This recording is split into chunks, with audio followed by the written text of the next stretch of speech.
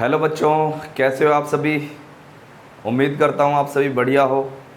तो जैसा कि हमने लास्ट वीडियो में हमने देखा कि इंटीग्रेशन कैसे कर सकते हैं किसी फंक्शन का, और इंटीग्रेशन के हमने कई मेथड्स पढ़े, ठीक है, कि कैसे कोई फंक्शन का हम इंटीग्रेशन कर सकते हैं।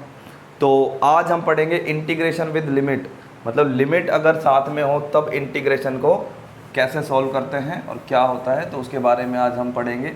ठीक है, जैसा कि आपने स्टार्टिंग में ही हमने आपको बताया कि कोई फंक्शन होता है अगर, ठीक है, और उसमें limit a to b, let suppose ये फंक्शन है f of x, y equals to f of x, कोई फंक्शन है, ठीक है। तो a टू b अगर कोई हम लिमिट निकालना चाह रहे हैं तो ये होता है area under the curve, area under the curve, ठीक है। तो एरिया अंडर द कर्व होता है, और इसको सॉल्व कैसे करते हैं, हम इसको ऐसा लिखते हैं, हम ये कहते हैं कि इसको लिखते हैं integration a to b f of x dx। ये होता है एरिया अंडर द कर्व, मतलब ये वाला जो इस कर्व के नीचे का जो एरिया है और x एक्सिस के साथ जो एरिया बना रहा है, इस एरिया को कहते हैं एरिया अंडर द कर्व। तो ये एरिया हम निकालते हैं इंटीग्रेशन से कि a से b तक एरिया चाहिए, तो a से b तक हम क्या कर देंगे, इंटीग्रेशन कर देंगे, ठीक है। तो लेट सपोज ये कोई फंक्शन है f ऑफ x, ठीक है, इसका इंटीग्रेशन आ रहा है, इसका इंटीग्रेशन आ रहा है f ऑफ x, ये कैपिटल f ऑफ x है जो हम लिख रहे हैं। तो कैपिटल f ऑफ x अगर इसका इंटीग्रेशन आ रहा है तो हम क्या करते हैं, सबसे पहले तो इस फंक्शन को इंटीग्रेट कर देते हैं, जो हमने लास्ट वीडियो में देखे हैं इंटीग्रेशन के मेथड, ठीक है। तो इसका इंटीग्रेशन आ गया f ऑफ x, और बॉक्स ब्रैकेट बना के लिमिट रख देते हैं, ये है लोअर लिमिट और ये है अपर लिमिट, ठीक है। तो इस तरीके से हम इसको लिखते हैं। सबसे पहले यहाँ पर अपर लिमिट रखते हैं, तो हम क्या लिखते हैं, f ऑफ b माइनस, फिर यहाँ पर माइनस लगाते हैं और फिर लिखते हैं lower limit f of a। तो ये जो वैल्यू आती है ये होता है इसका एरिया अंडर द कर्व, ठीक है। तो एक बात और हमें ध्यान रखनी है कि इंटीग्रेशन में एरिया आता है, बट वो एरिया कैसे आता है। लेट सपोज हम ये कहें कि जैसे हमें एरिया चाहिए, एक साइन एक्स का कर्व का एरिया चाहिए, और हमें चाहिए 0 टू 3π/2 तक, ठीक है, 3π/2 तक एरिया चाहिए। तो हम उसका एरिया कैसे निकालते हैं, हम डायरेक्ट क्या करेंगे, साइन एक्स का इंटीग्रेशन कर देंगे 0 टू 3π/2 तक। लेकिन ये जो एरिया आता है ये कैसे निकल के आता है, इसको समझते हैं। देखो, जो ये एक्स एक्सिस है और ये वाई एक्सिस है, एक्स एक्सिस के ऊपर का जो एरिया होता है, ठीक है, मतलब एक्स एक्सिस के अबव जो एरिया है, इसको हम लेते हैं पॉजिटिव, मतलब इंटीग्रेशन में ये पॉजिटिव वैल्यू में आता है, और जो ये नीचे का एरिया है ये होता है नेगेटिव, ठीक है। मतलब इंटीग्रेशन अगर कर रहे हैं किसी फंक्शन का और वो एक्स एक्सिस के नीचे बन रहा है तो वो नेगेटिव एरिया शो करेगा, और ऊपर बन रहा है तो पॉजिटिव एरिया शो करेगा। तो लेट सपोज ये एरिया है a1 और ये एरिया है a2, तो हम यहाँ से यहाँ तक इंटीग्रेट करेंगे तो हमारे पास में जो एरिया आएगा वो आएगा a1 माइनस a2, क्योंकि a2 नेगेटिव है, तो हमारे पास ये पूरी यही वैल्यू निकल के आएगी कि टोटल पॉजिटिव एरिया जो है वो निकल के आएगा। और हमें किसी क्वेश्चन में ऐसा करना है कि हमें पॉजिटिव ही चाहिए, तो हम पहले इस एरिया को निकालेंगे, फिर इसको निकालेंगे और इसका मोड ले लेंगे ताकि ये भी इसमें ऐड हो जाए। अदरवाइज डायरेक्ट करेंगे तो क्या हो जाएगा, ये वाली वैल्यू आएगी, मतलब माइनस हो के आएगा, ठीक है, ठीक है। तो ये होता है एरिया का कॉन्सेप्ट, ठीक है। तो उम्मीद करता हूँ आपको कुछ यहाँ पर पिक्चर क्लियर हुई होगी कि कैसे क्या क्या, कैसे पॉजिटिव है कैसे नेगेटिव है। बट हम अभी क्वेश्चंस करेंगे तो उसमें और अच्छा क्लियर हो जाएगा कि ये पॉजिटिव आ रहा है ये नेगेटिव आ रहा है, हम वैल्यू निकाल के बताएंगे आपको, ठीक है। तो देखिए, हम एक फंक्शन लेते हैं, हमने साइन एक्स की बात की तो साइन एक्स फंक्शन ही लेते हैं, और इसी का एरिया निकाल के आपको बताएंगे कि नेगेटिव आ रहा है पॉजिटिव आ रहा है क्या आ रहा है। देखिए, जैसे कोई फंक्शन है, कौन सा फंक्शन है, साइन एक्स, ठीक है। तो फंक्शन है y equals to sine x. तो साइन एक्स का ग्राफ हमें पता है, हमने ग्राफ देखा है ट्रिग्नोमेट्री में, ऐसा बनता है, ठीक है। ये वैल्यू होती है 0, ये वैल्यू होती है कितनी पाई बाई 2 मतलब 90 डिग्री, ये होती है पाई, और ये होती है 3 पाई बाई 2, और ये होती है 2 पाई। ठीक है, तो हम इसमें देखते हैं। तो सबसे पहले हम एरिया निकाल रहे हैं किसका, 0 टू पाई में निकालते हैं। 0 टू पाई में जो भी एरिया आएगा वो हमें ये तो पता है कि पॉजिटिव आएगा, चलो चेक भी कर लेते हैं। तो integration 0 to pi by 2 sine x d x. ठीक है, और हमें पता है साइन एक्स का इंटीग्रेशन क्या होता है, साइन एक्स का इंटीग्रेशन होता है माइनस कोस एक्स। ठीक है, साइन एक्स का minus cos x 0 to pi by 2। तो अब पहले क्या करते हैं, अपर लिमिट रखते हैं। तो अपर लिमिट रखेंगे तो minus cos pi by 2 minus integration sign x d x, और लिमिट रख दी 0 टू पाई। 0 से पाई में देख रहे हैं, हमें पता है एरिया जो आएगा वो पॉजिटिव आएगा। तो आज चेक भी कर लेते हैं, चलिए। तो साइन एक्स का इंटीग्रेशन होता है माइनस कोस एक्स, और ये माइनस कोस एक्स, और ये 0 टू क्या हो गया पाई। ठीक है, सबसे पहले अपर लिमिट रखते हैं तो minus cos pi minus cos 0। ठीक है, माइनस कोस पाई की वैल्यू होती है -1, तो ये -1 minus into minus plus cos 0 1, तो माइनस इंटू माइनस प्लस, तो 1 + 1 2। तो ये क्या आ गया, 2 आ गया, और पॉजिटिव एरिया आ गया। तो हमें ये समझ में आ गया कि एक्स एक्सिस के अबव अगर एरिया आ रहा है तो क्या आ रहा है, पॉजिटिव आ रहा है। ये हमने चेक भी कर लिया। अब देख लेते हैं below the x axis area negative आता है कि नहीं आता है। तो लिमिट रख दी पाई टू 2 पाई, और ये हो गया साइन एक्स डी एक्स। ठीक है, तो ये हो गया साइन एक्स का इंटीग्रेशन माइनस कोस एक्स और पाई टू 2 पाई।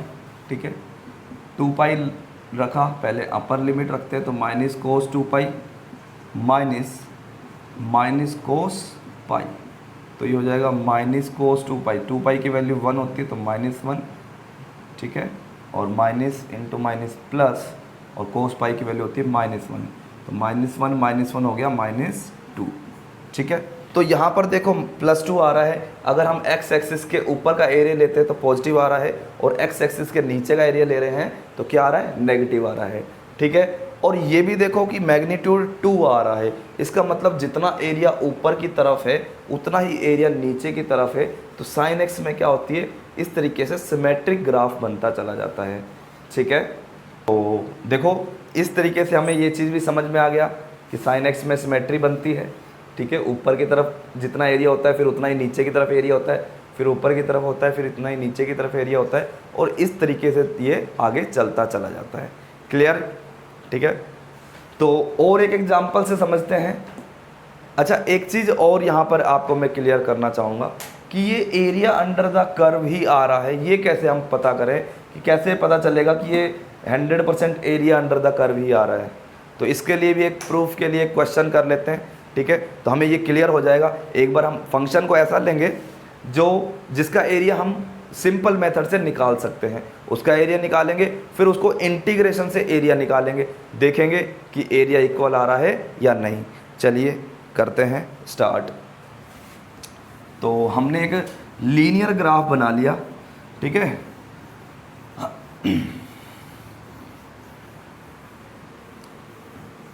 तो हम एक लीनियर ग्राफ लेंगे, क्योंकि लीनियर ग्राफ जो है उसका एरिया हम निकाल सकते हैं सिंपल मेथड से।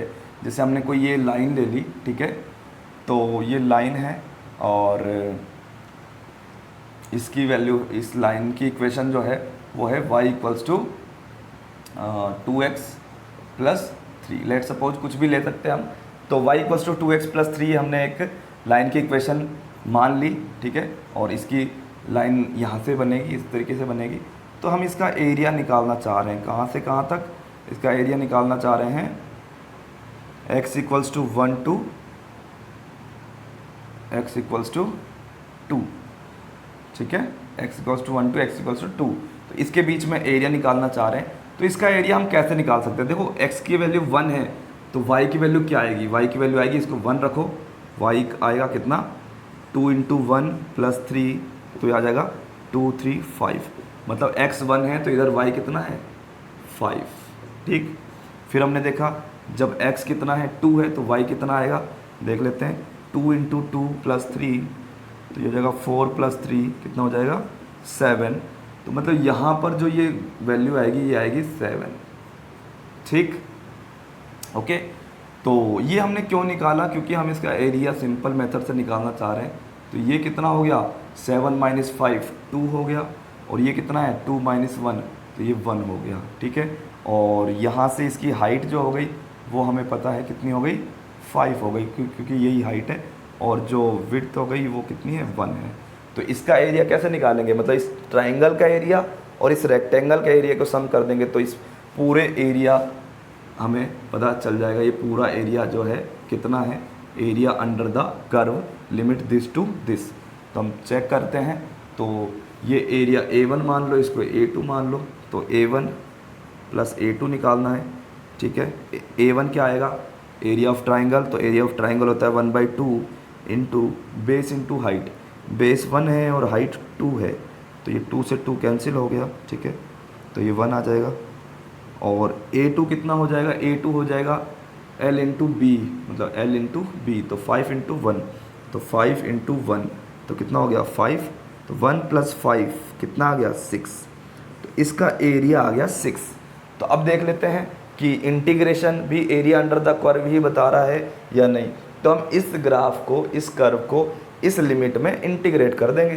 तो हमने देखा कि इस लाइन की इक्वेशन है 2x प्लस 3 और लिमिट रख दी 1 to 2।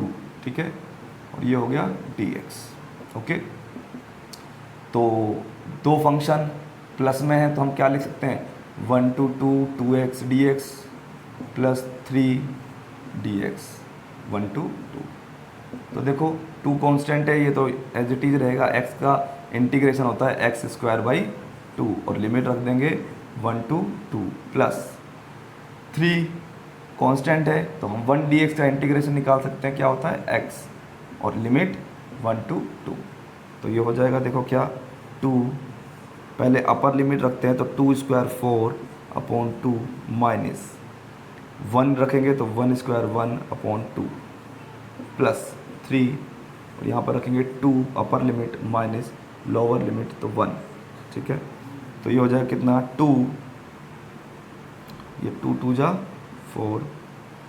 ठीक है, तो ये हो जाएगा 2, एलसीएम लेंगे 2, तो ये हो जाएगा 2 2 जा 4 माइनस 1 प्लस, और ये हो जाएगा 1 इंटू 3 3, तो ये हो गया 3 2 इंटू 3/2 प्लस 3, तो 2 से 2 कैंसिल, तो हो गया 3 प्लस 3 कितना आ गया 6 यूनिट। ठीक है, 6 यूनिट स्क्वायर यूनिट। तो देखो हमने ये देखा कि सिंपल मेथड से निकाल रहे हैं तो भी एरिया 6 आ रहा है, और अगर हम इंटीग्रेशन से निकाल रहे हैं तो भी क्या आ रहा है, एरिया 6 आ रहा है। इसका मतलब ये कंफर्म हो गया कि इंटीग्रेशन भी क्या बता रहा है, इंटीग्रेशन भी बता रहा है area under the curve. Clear? ठीक है, तो ये जो एरिया अंडर द कर्व है या इंटीग्रेशन में जो लिमिट है, ठीक है, इसकी पिक्चर आपको समझ में आ गई होगी कि क्या होता है इंटीग्रेशन। ठीक है, तो उम्मीद करता हूँ आपको ये वीडियो अच्छी लगी होगी। Thank you so much, wish you all the best.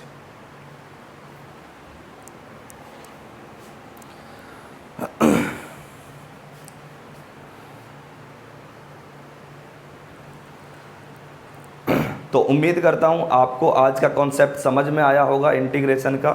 ठीक है, ओके।